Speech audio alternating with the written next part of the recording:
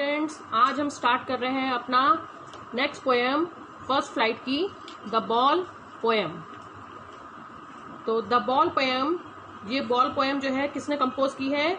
John Berryman ने। ठीक है, पोएट कौन है? John Berryman. आपको जो है पोएट्स का नेम लर्न होना चाहिए, जरूर लर्न होना चाहिए। ठीक है, हर पोएम के पोएट का नेम आपको अच्छे से लर्न होना चाहिए, क्योंकि ये क्वेश्चन हमारा आता है name the poem and the poet. ठीक है, पूरा 1 मार्क्स का क्वेश्चन होता है। आप पोएम का नेम पहचान भी लेते हो, बट आपको जो है पोएट का नेम याद नहीं होता है, तो पूरा 1 मार्क्स उसमें कट जाता है। तो जितनी भी पोएम्स हैं हमारे बुक में, उसमें आपको पोएट्स का नेम जरूर लर्न कर लेना चाहिए। ठीक है, तो द बॉल पोएम, इसको हम स्टार्ट करते हैं। तो पहले तो इसके टाइटल का मीनिंग समझ लेंगे। द बॉल पोएम, बॉल का मीन्स क्या होता है आप सबको पता होगा। बॉल किसको बोलते हैं? गेंद को। जो खेलने वाली हमारी गेंद होती है उसको हम बोलते हैं बॉल। ठीक है, द बॉल पोएम, तो बॉल की पोएम। अब बॉल की पोएम कैसे हो सकती है, या बॉल के बारे में इसमें क्या बताया गया है, ये हम पढ़ेंगे।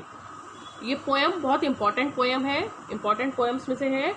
और सबसे बड़ी बात, बिल्कुल जैसे अभी हमने जो लास्ट पोएम पढ़ी थी, how to tell wild animals, वो तो एक ह्यूमरस पोएम थी और बहुत एकदम इजी पोएम थी। उसमें वर्ड टू वर्ड मीनिंग आपको समझ में आ रहा था। बट ये जो द बॉल पोएम है, इसमें क्या है कि आपको मीनिंग समझना पड़ेगा।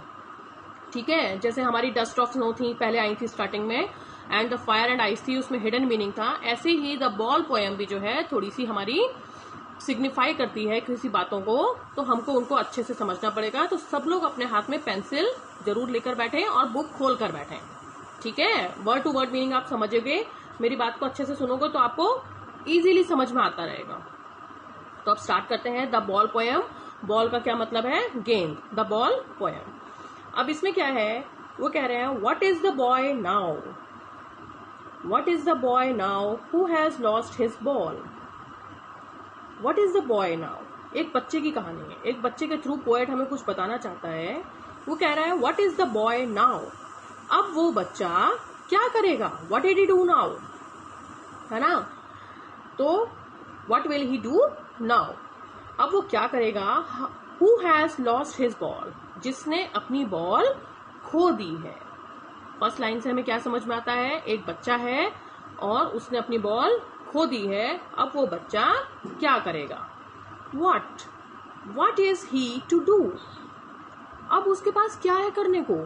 उस बेचारे बच्चे के पास what is he to do, अब उस बच्चे के पास क्या है करने को? I saw it go merrily bouncing down the street. Poet कह रहा है आई सॉ इट गो, मैंने उसे जाते हुए देखा। किसको? It means ball. मैंने उस बॉल को जाते हुए देखा। मैरिली, मैरिली मीन्स हैप्पीली, मैंने हैप्पीली बड़ी खुशी से, बाउंसिंग उछलते हुए, जंपिंग। वो जो बॉल है, पोएट कह रहा है आई सॉ इट गो, मैंने उस बॉल को जाते हुए देखा।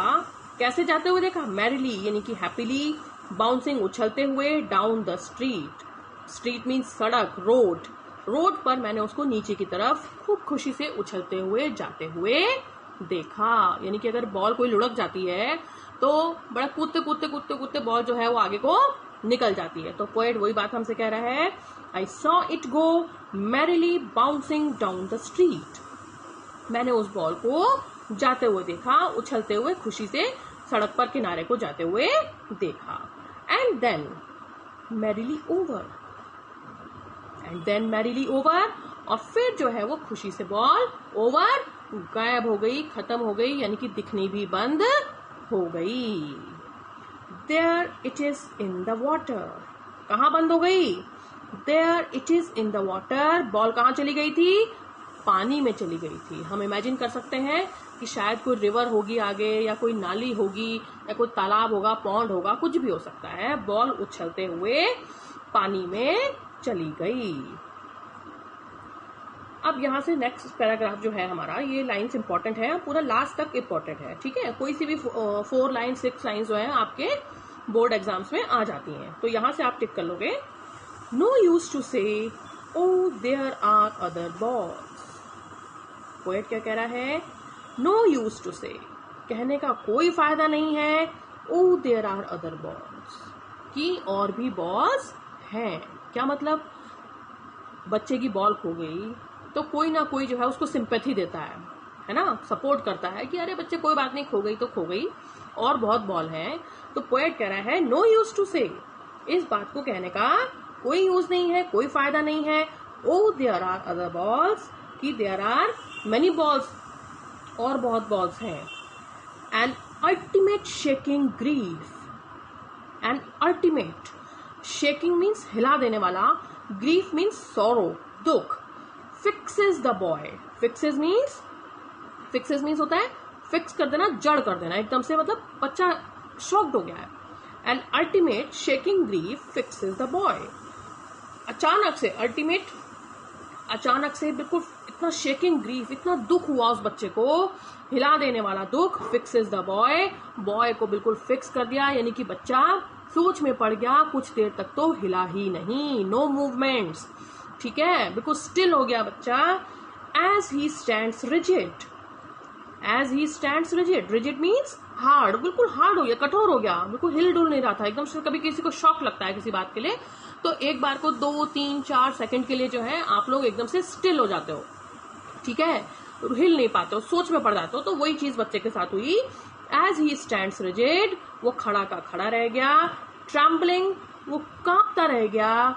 स्टेरिंग डाउन, स्टेरिंग मीन्स घूरना, स्टेरिंग डाउन, और घूर रहा था नीचे को।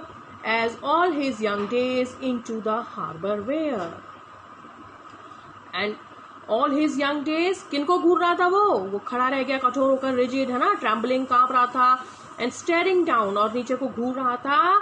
All his young days into the harbour, harbour means shore, समुद्र का तट, किनारा। अभी हम नदी की बात कर रहे थे ना, तो डेट मीन्स बॉल कहाँ गई थी उसकी।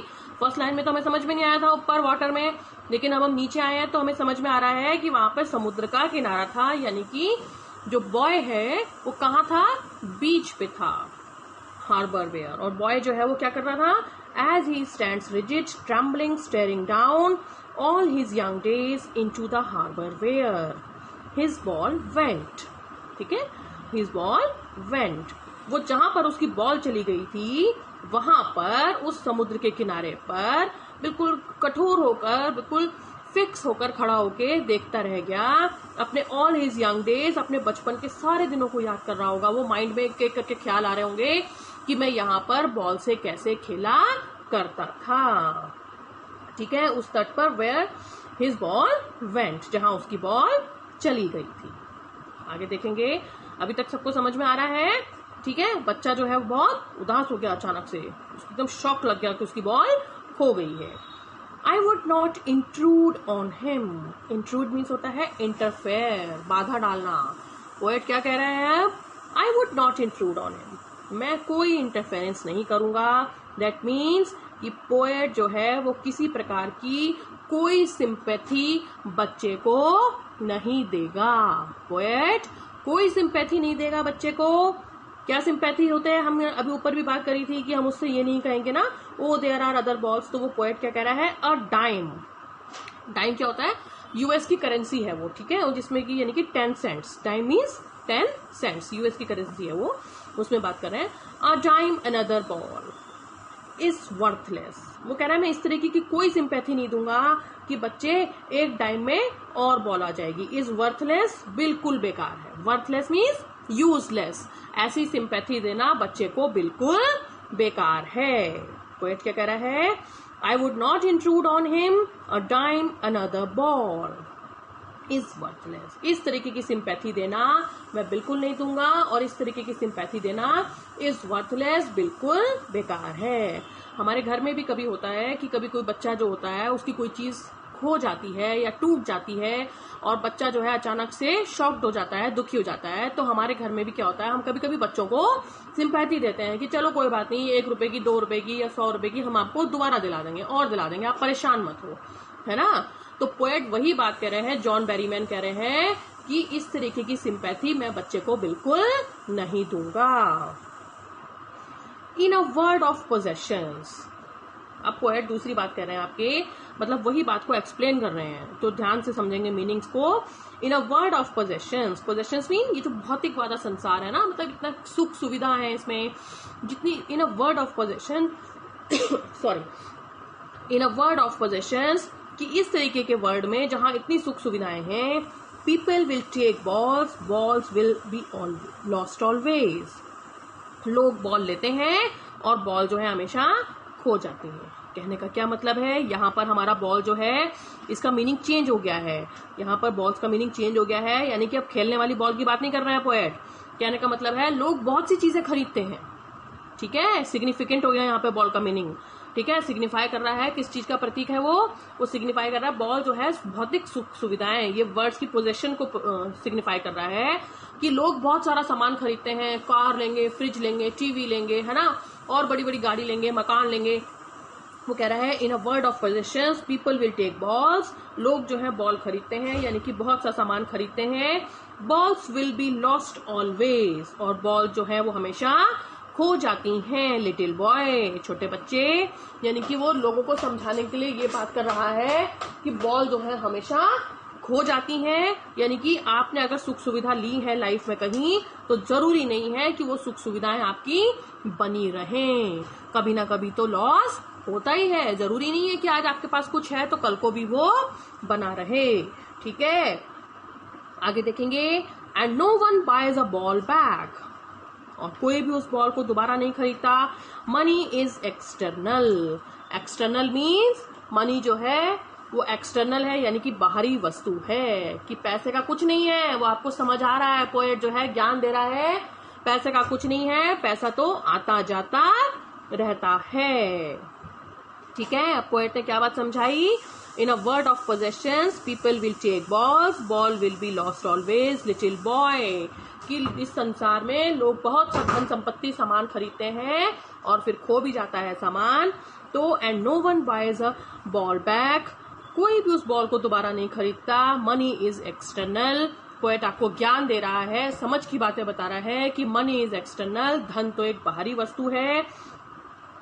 He is learning well behind his desperate eyes, यहां से पोएट हमें क्या कह रहा है, पोएट अब हमें बता रहा है, ऑडियंस को, हमारी जो हम रीडर्स हैं उसके, हमको बता रहा है कि he is learning well behind his desperate eyes, कि बच्चा जो है ही इज लर्निंग, बच्चा सीख रहा है, क्या सीख रहा है, well behind his desperate eyes, अपनी होपलेस, डेस्परेट होपलेस, बिल्कुल निराशा वाली जो उसकी आंखें हैं, उनके पीछे से बच्चे कुछ सीख रहा है। वो क्या सीख रहा है, वो the epistemology, epistemology means understanding the nature of loss, मतलब एपिस्टेमोलॉजी मीन्स क्या होता है, मतलब कि कोई चीज को अगर हमारी खो जाती है तो उस चीज को कैसे समझना है, उस दुख को कैसे सहन करना है, कैसे हमें बिहेव करना है किसी चीज के खो जाने के बाद, वो क्या कहलाता है, एपिस्टेमोलॉजी। लिख सकते हो, ठीक है, देखो मैंने अपनी बुक में भी लिखा हुआ है यहाँ, understanding the nature of loss,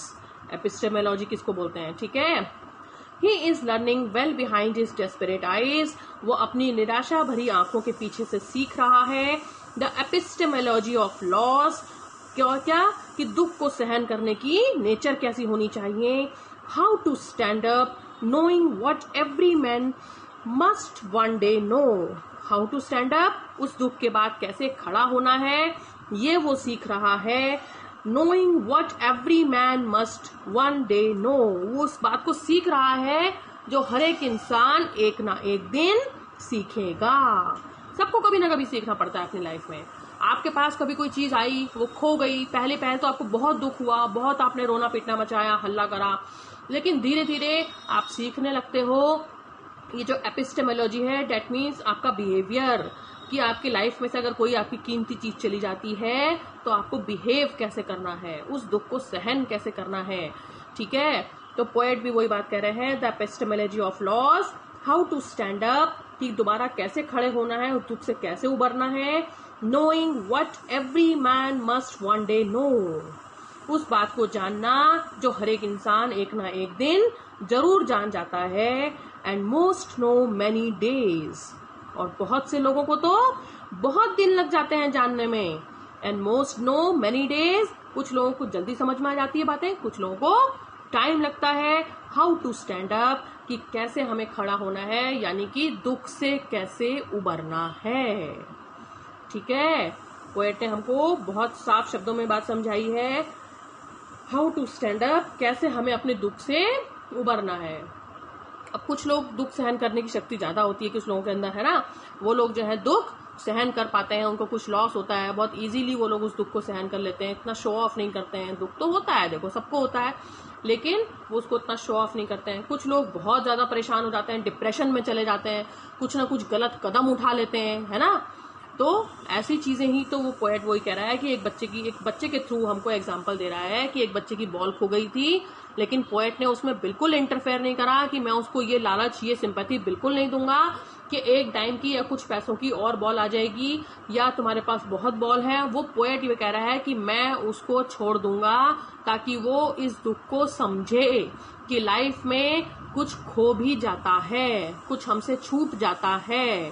ठीक है, तो वो एपिस्टेमोलॉजी जो है कि the understanding the nature of loss, कि वो जो दुख को सहन करने की शक्ति है, एपिस्टेमोलॉजी, उस दुख से कैसे निकलना है और फिर अपनी लाइफ को दोबारा नॉर्मल कैसे करना है, ये हर एक इंसान को सीखना पड़ता है। कुछ लोग कुछ दिनों में सीख जाते हैं और कुछ लोग बहुत दिनों में सीखते हैं। ठीक है, तो ये पोएम मैं आई होप आपको अच्छे से समझ में आ गई होगी और नोट्स भी मैं इसके भेज दूंगी। इंपॉर्टेंट पोएम है गाइस, अच्छे से पढ़ना है। ठीक है, और जो है मुझे आप लोग ग्रुप में रिप्लाई करके बताओगे कि पोएम आपको समझ में आई या नहीं आई। ठीक है, आप लोग अंडरस्टूड या नॉट अंडरस्टूड, जो भी आपको, और जो इसको समझ में नहीं आई है वो मुझसे पूछेगा कौन सी लाइन उसको समझ में नहीं आई है। ठीक है, so that's all for today, good bye.